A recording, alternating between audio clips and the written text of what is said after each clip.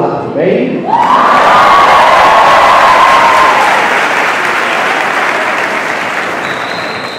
Gostaria de saudar o deputado Lula Moraes, gostaria de saudar a deputada Raquel, heroína dessa batalha. Gostaria de saudar também o nosso novo articulador do Barão aqui em Fortaleza, sua responsabilidade muito grande, Bezerra, e queria dar uma palavra especial ao Daniel, meu colega do blog da Tilma, que desempenha um papel muito importante hoje na blogosfera. Nós nos conhecemos no primeiro encontro de blogueiro para São Paulo, e uma palavra muito especial, muito carinhosa ao Antero, este grande jornalista hoje no Ceará, que é um dos pioneiros numa das batalhas centrais da democracia brasileira, que é abrir as portas para que todos conheçam as atividades de um passador de bola, apanhado no ato de passar a bola, também conhecido como o banqueiro Daniel Dantas. Antero, muito obrigado.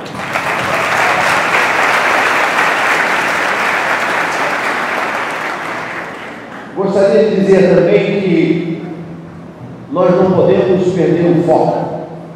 Essa não é só apenas uma celebração, um encontro de amigos, blogueiros e defensores da liberdade de expressão.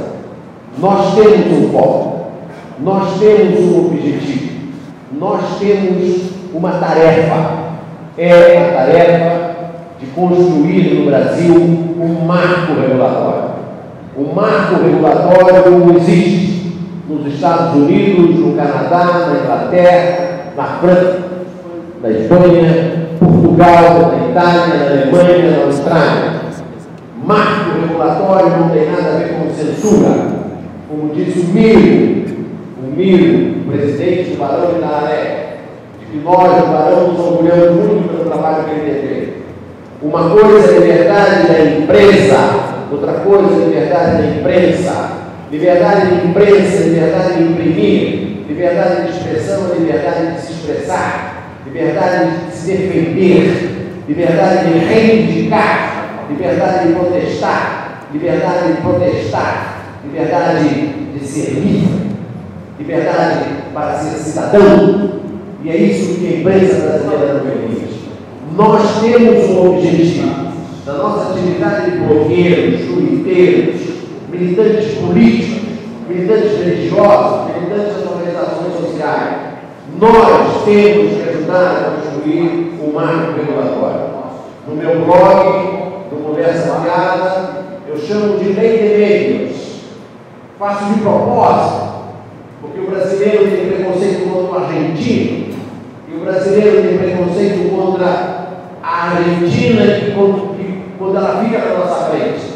E a presidenta Cristina Kirchner, quando foi ameaçada por uma tentativa de boicote dos plutocratas da agricultura, que não queriam apoio, que tentaram derrubá-la quando ela criou um imposto de exportação de produtos agrícolas, ela foi lá e criou uma lei de meios para se livrar do apoio que essa aristocracia atrasada, rural, retrógrada, obteve dos meios de comunicação. E lá havia, na Argentina, uma mini Globo, um Clarim, que não é nem a 10ª parte do que o Globo é. E ela enfrentou o Clarim. E criou uma lei de meios que previu, inclusive, a venda da empresa que era estatal de produção de papel, que tem um monopólio de produção de papel, e que no regime militar o Clarim conseguiu, através de tortura, fazer com que os então proprietários cedessem a empresa para o Estado e repassou para o Clarim. Ela desfez isso.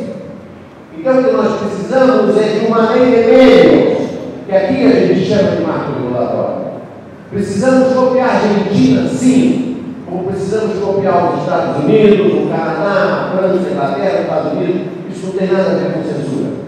Nós queremos exatamente o oposto. Queremos a liberdade de expressão, como disse. Aqui no país, eu me aproveito da expressão do deputado federal do PT de Pernambuco, Fernando Ferro, que se referiu a a uma atividade nociva do diretor de jornalismo da Globo, o Alicante, que atribuiu ao governo uma cartilha do Ministério da Educação que continha informação que não era verdadeira, e o Fernando Ferro disse na Câmara que aquilo era uma atividade do PIB, Partido da Imprensa Golpista. Eu me apropriei dessa expressão, inclusive porque esse aspecto anglicizante, porque, como sabem todos, PIB é povo, e a imprensa no Brasil golpista é porca, é uma imprensa suja, é uma imprensa desonesta, é uma imprensa que trunca, que mente. E eu me refiro especificamente à Globo e às suas ramificações, à Folha, suas ramificações, e ao Estado de São Paulo. Não incluo nesse grupo, como se poderia esperar, a revista Veja, porque, na minha humilde opinião, a revista Veja não é um órgão de comunicação, mas um detrito de maré baixa.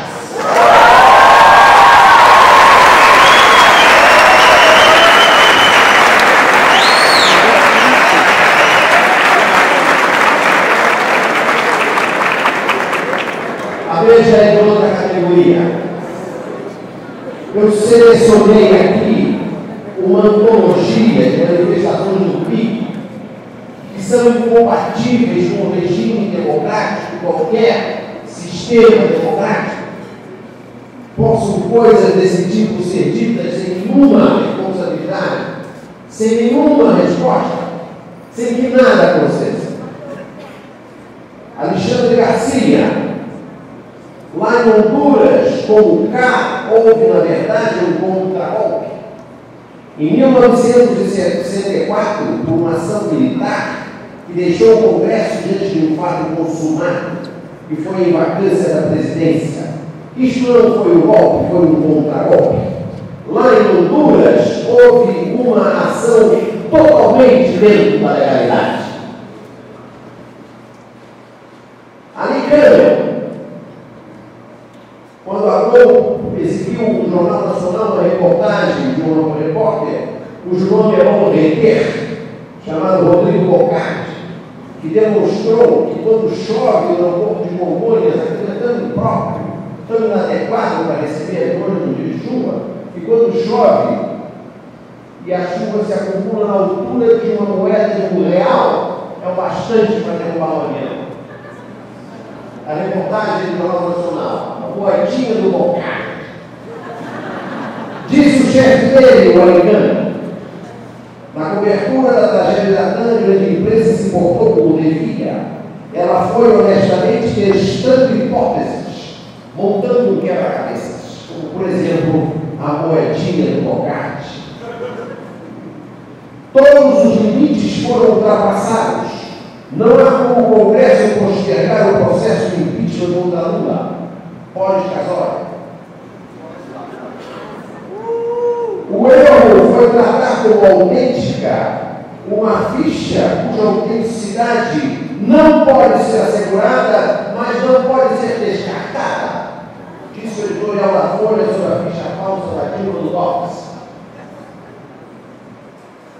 Obviamente, esses meios de comunicação são de fato a oposição do país, disse a dona Judite Brito, que mereceu o nosso prêmio do povo e se recusou a receber. E tem uma frase que eu acho especial, acho muito interessante, que é pronunciada por aquela que eu chamo de a urubóloga. A urubóloga de Leitão.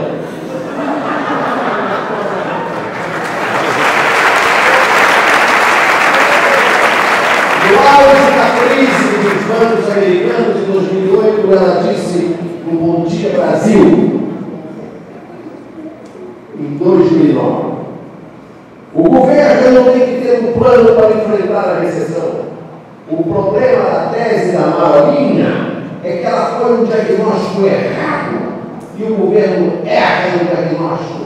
Ele não vê o que está realmente acontecendo na economia.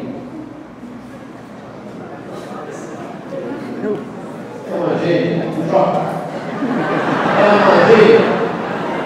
E ela diz isso todos os dias, todas as manhãs, no Bom Dia Brasil, no Jornal O Globo, no site do Globo, no Twitter, utilizando concessão pública quer dizer em latim, utilizando um instrumento público para fazer proseltismo, e não acontece nada. Não há nenhum mecanismo legal para se contrapor a isso, porque a legislação brasileira que rege os meios de comunicação é uma legislação de 1962, assinada no governo popular, quando não havia televisão no Brasil. E nesse vácuo institucional, nesse buraco negro institucional, é que a Globo pôde montar o que ela é hoje. E com a ajuda do meu amigo Bezerra, presidente do Barão da Fortaleza, hoje eu recuperei aqueles que são os 5 pecados capitais da Globo. O primeiro pecado capital é que a Globo nasceu como uma empresa estrangeira. A Globo era do grupo Time Life americano. E nessa sala, alguns de cabelos brancos, como o Antero, se lembram disso muito bem, mas a garotada não lembra. A Globo nasceu como Time Life, com dinheiro do Time Life.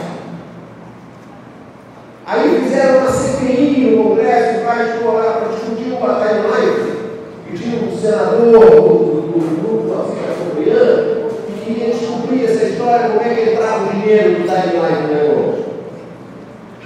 E aí o presidente, então, o general Costa Silva, chamou o ministro da Fazenda, Antônio Delfim Neto, e disse assim: vamos acabar com esse negócio de Time Life no Brasil.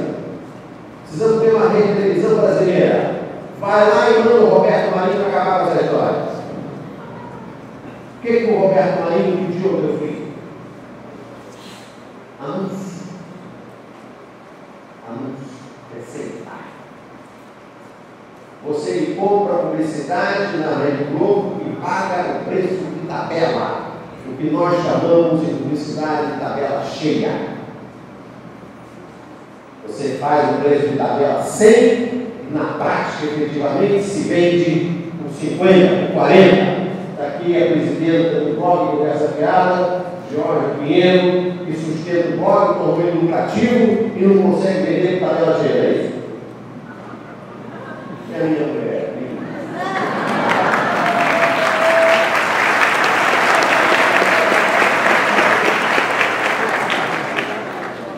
Aí o Costa Silva comprou pela tabela cheia.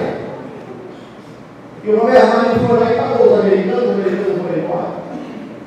Assim começou a Globo. Depois teve em 1982 que a Globo entrou numa conspirata com os militares para eleger governador do Rio, o atual ministro Wellington Moreira Franco, que era treinado dos militares, hoje ele é assessor do Lula, no ano passado ele era assessor do Fernando Henrique. Aí vai, ele é assessor. Sarney, não tem problema. E o Moreira Franco, naquela época, trabalhava com os militares e os militares montaram um sistema de fraudar a eleição no computador e, através de uma empresa de tecnologia chamada ProConsult, os votos que iam para o Brizola, na Zona Oeste, na Baixada Fluminense, se convertiam em votos brancos e nulos e Moreira ganhar a eleição na fraude com o apoio da Globo. A Globo, o jornal Globo, diziam todo dia, no início da apuração, que o Moreira estava na frente e ia ganhar a eleição. E teve o Brizola que chamava os jornalistas internacionais, ele entrou no estudo do Jornal Nacional, desafiou o diretor de jornalismo, então, Nogueira, e aí tiveram que recontar o jogo e o Brizola ganhou a eleição com 5 pontos de vantagem.